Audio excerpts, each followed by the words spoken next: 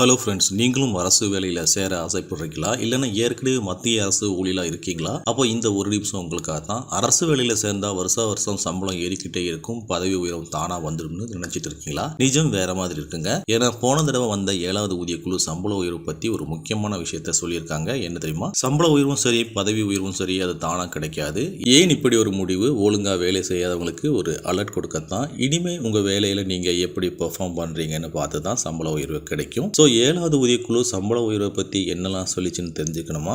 வாங்க வீடியோக்குள்ள போகலாம். மறக்காமல் உங்கள் கருத்துக்களை கமெண்ட்டில் சொல்லுங்கள். நம்மள பல பேருக்கு ஒரு நம்பிக்கை இருக்குது, அரசு வேலையில் சேர்ந்துட்டா போதும், வருஷம் சம்பளம் ஏறிக்கிட்டே இருக்கும், தானா பதவி உயர்வும் வந்துடும்னு. ஆனால் நிஜம் என்ன தெரியுமா? சமீபத்தில் 8வது ஊதியக்குழு வரப்போகுதுன்னு எல்லாரும் ஆவலோடு இருக்கும். ஆனால் அதுக்கு முன்னாடி 7வது ஊதியக்குழு சம்பள உயர்வு பற்றி என்ன சொன்னாங்கன்னு தெரிஞ்சுக்கிட்டா இப்போ இருக்கிற எதிர்பார்ப்புகளோட நிஜத்தை ஒப்பிட்டு பார்க்க முடியும். 7வது ஊதியக்குழு ரொம்ப தெளிவாக ஒரு விஷயத்தை சொல்லியிருக்காங்க. என்னன்னா, சம்பள உயர்வும் சரி, அடுத்தடுத்த நிலைக்கு போகிறதும் சரி, இது தானா நடக்கும்னு நினைச்சுக்காதீங்க, அழுத்தமாக சொல்லியிருக்காங்க. அது மட்டும் இல்லாமல் ஒரு குறிப்பிட்ட காலத்துக்குள்ள, சுமார் 20 வருஷத்துக்குள்ள உங்க வேலையில நல்லா பெர்ஃபார்ம் பண்ணலைன்னா வருஷம் போடுற சம்பள உயர்வை நிறுத்தி வச்சிருவாங்கன்னு ஸ்ட்ரிக்டா சொல்லியிருக்காங்க.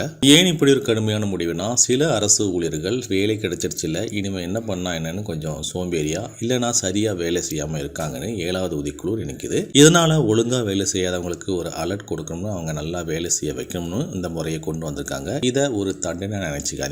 இது ஒரு எஃபிஷியன்சி பார் மாதிரி, அதாவது நீங்க உங்க வேலையில எவ்வளவு திறமையா இருக்கீங்கன்னு பார்க்குற ஒரு டெஸ்ட் மாதிரி. அது மட்டும் இல்லைங்க, சரியா வேலை செய்யாத அந்த மாதிரி ஊழியர்களுக்கு விருப்ப ஓய்வு பெற மாதிரியான சில வாய்ப்புகளும் கொடுக்கப்படலாம்னு 7வது ஊதியக்குழு சொல்லியிருக்காங்க. இப்போ சொல்லுங்க, 7வது ஊதியக்குழுவே இவ்வளவு ஸ்ட்ரிக்டா இருந்தா 8வது ஊதியக்குழு எப்படி இருக்குன்னு யோசிச்சு பாருங்க. இனிமே அரசு வேலையில சேர்ந்தா வேலையில் கவனமா இருக்கிறதும் நல்லா பெர்ஃபார்ம் பண்றதும் ரொம்ப முக்கியம். அப்பதான் வருஷம் சம்பள உயர்வும் பதவி உயர்வும் கிடைக்கும். ஆக அரசு வேலையில சம்பள உயர்வும் பதவி உயர்வும் தானா வரும்னு நினைக்காதீங்க. உங்களுடைய திறமையும் வேலையில் நீங்கள் காட்டுற ஆர்வமும் தான் உங்களுடைய வளர்ச்சியை தீர்மானிக்கும். இந்த தகவல் உங்களுக்கு பயனுள்ளதாக இருந்திருக்கும்னு நம்புகிறோம். உங்கள் கருத்துக்களை கமெண்ட்ஸில் சொல்லுங்கள். சேனலை சப்ஸ்கிரைப் பண்ணாதவங்க சப்ஸ்கிரைப் பட்டனை ப்ரெஸ் பண்ணிட்டு பக்கத்தில் இருக்கிற பெல் பட்டனையும் தட்டி விட்டுருங்க. நன்றி, வணக்கம்.